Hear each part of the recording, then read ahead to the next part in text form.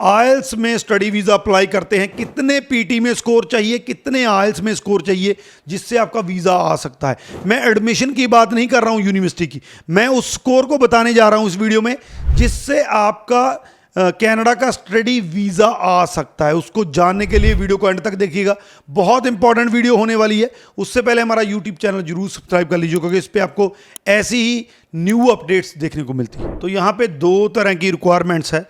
बहुत से स्टूडेंट जो हैं वो अगर कॉलेज यूनिवर्सिटी की एडमिशन की रिक्वायरमेंट है उसी को आईआरसीसी की जहाँ वीज़ा फाइलिंग की कंडीशन समझ लेते हैं। तो इस कन्फ्यूज़न को पहले दूर कर लीजिए। मैं दोनों बताने जा रहा हूँ। जब आप एडमिशन की बात करते हैं, आपके कॉलेज यूनिवर्सिटी में आपने एडमिशन लेना है तो उसकी रिक्वायरमेंट जो है, उसके प्रोग्राम जिस कोर्स में आप लेने जा रहे हैं, जिस कॉलेज यूनिवर्सिटी में, उसकी रिक्वायरमेंट अलग अलग हो सकती है। मान लीजिए एक यूनिवर्सिटी में आपने बैचलर या मास्टर करनी है, उसकी रिक्वायरमेंट 7 ओवरऑल है और 6 ईच है जिस कोर्स में आप अपनी जो एडमिशन लेने जा रहे हैं। लेकिन अगर दूसरे कॉलेज में किसी में आप कोई स्टूडेंट जा रहा है डिप्लोमा में, पीजी डिप्लोमा में, तो उसकी रिक्वायरमेंट 6 ईच या 6.5 नॉट लेस देन 6 हो सकती है।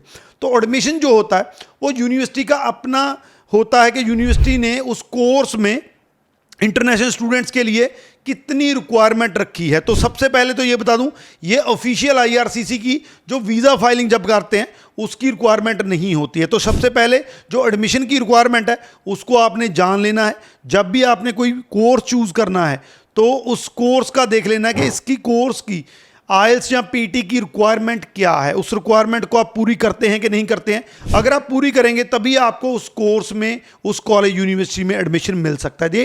ये एडमिशन की रिक्वायरमेंट है, ये वीज़ा फाइलिंग की रिक्वायरमेंट नहीं है जिससे आपका वीज़ा आ सके।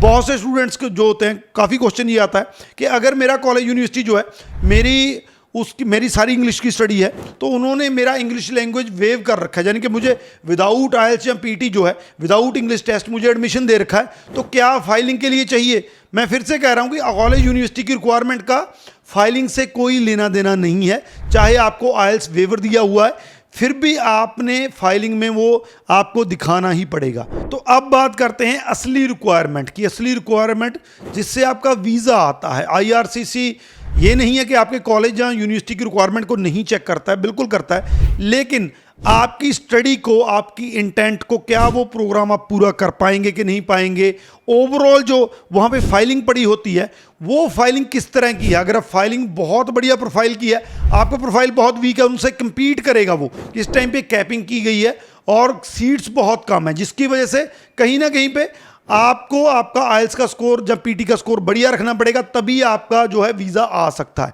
तो एडमिशन को साइड पे छोड़ दीजिए।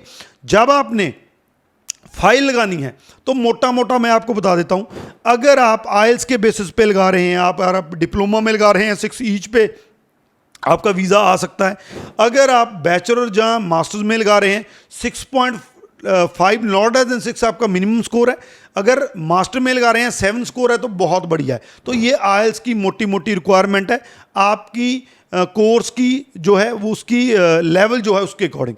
अगर हम पीटी की बात करें, हालांकि पीटी में अगर आपके 60 ओवरऑल हैं, 58 या 59 एक में है तो आपका पॉसिबिलिटी बन सकती है। लेकिन आइडल स्कोर वो स्कोर होता है जिस स्कोर में आपको कम से कम स्कोर के बेसिस पे रिफ्यूज़ल आने का कोई भी चक्कर नहीं होता है। तो वो 60 प्लस है, यानी कि सारे जो मॉड्यूल हैं उनमें अगर आपका 60 है, ओवरऑल 65 है, इसमें आप एडमिशन भी बड़ी इजीली मिल जाएगा जिस भी कोर्स में आप एडमिशन लेना चाहते हैं।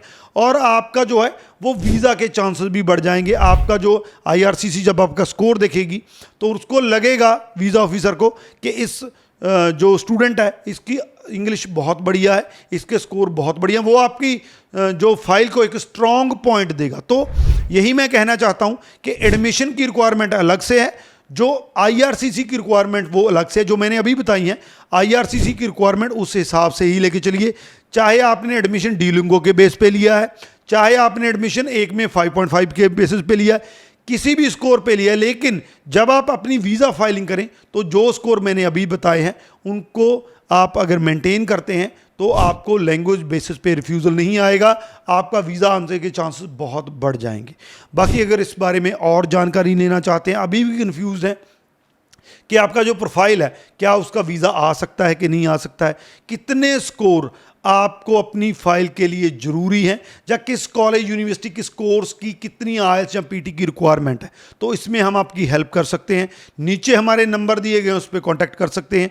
जहाँ अप्लाई भी करना है तो भी हमें कॉन्टैक्ट कर सकते हैं, मेरी टीम आपको हेल्प कर देगी। इस वीडियो को मैक्सिमम टू मैक्सिमम शेयर कर दीजिए, क्योंकि बहुत से स्टूडेंट इस चीज़ में कन्फ्यूज़ होते हैं। बाकी इस तरह की और वीडियोज़ देखने के लिए सब्सक्राइब कर लीजिए, जहाँ हमारे चैनल के साथ बने रहिए। Thank you.